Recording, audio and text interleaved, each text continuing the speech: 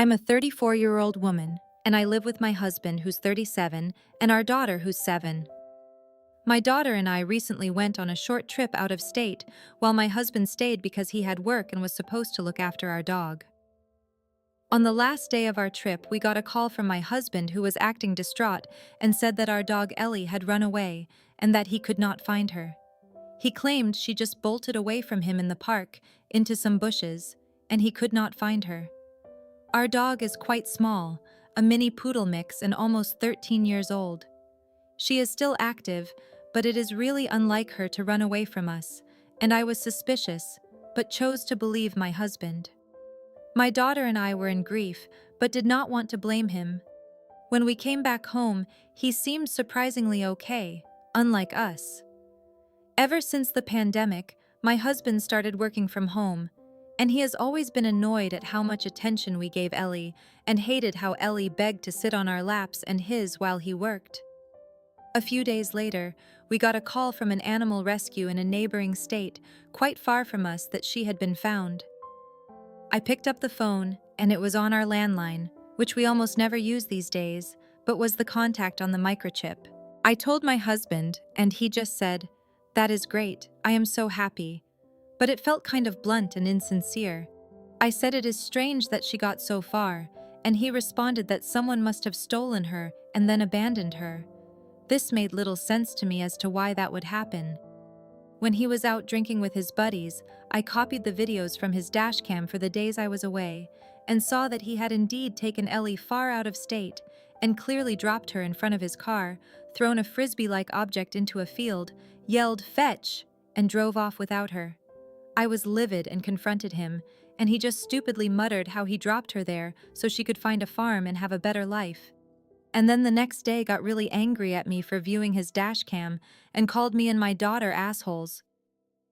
Me, a 30-year-old woman, and my wife, who's 29, welcomed our son into this world a year ago.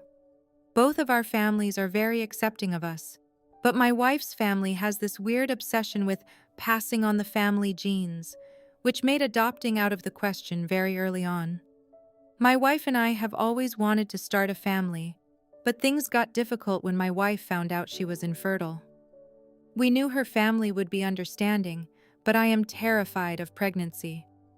From what I have been told, I'm almost physically identical to my bio mom, who died during childbirth, so that has led me to believe I wouldn't hold a pregnancy very well. After a few months of brainstorming and letdown, my mother-in-law suggested that we do IVF using my eggs and my brother-in-law's sperm and let my wife carry the baby. I was skeptical at first but gave in because the plan hit all marks. Her family gets their genes passed on, my wife and I get to start a family, and I don't have to carry the baby. We went through extensive counseling and therapy to make sure everyone was on the same page and could handle it. The procedure was a bit expensive, but my wife's grandma happily covered the cost since our baby would be the first of the new generation in their family. Everything went great.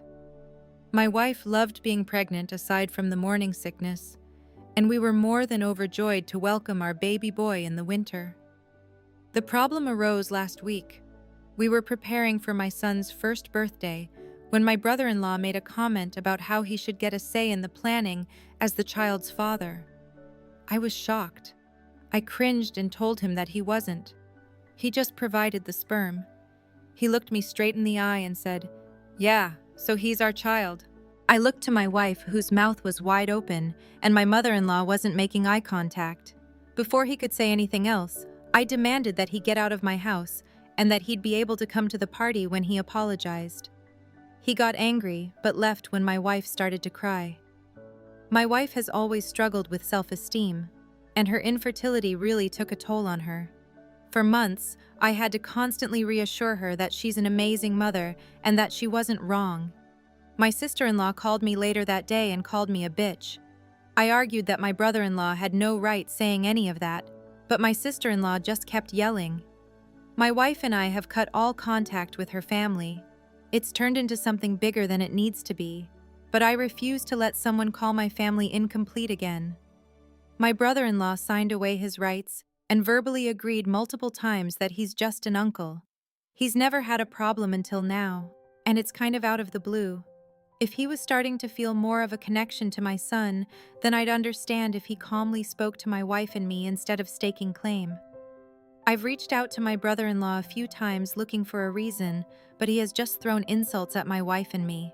My wife is devastated over losing contact, but neither of us want to forgive my brother-in-law until he apologizes. So, am I the asshole? I'm 42 and dating Tim, who's 59, a widower. He's in banking, I'm a bartender. I know what it looks like.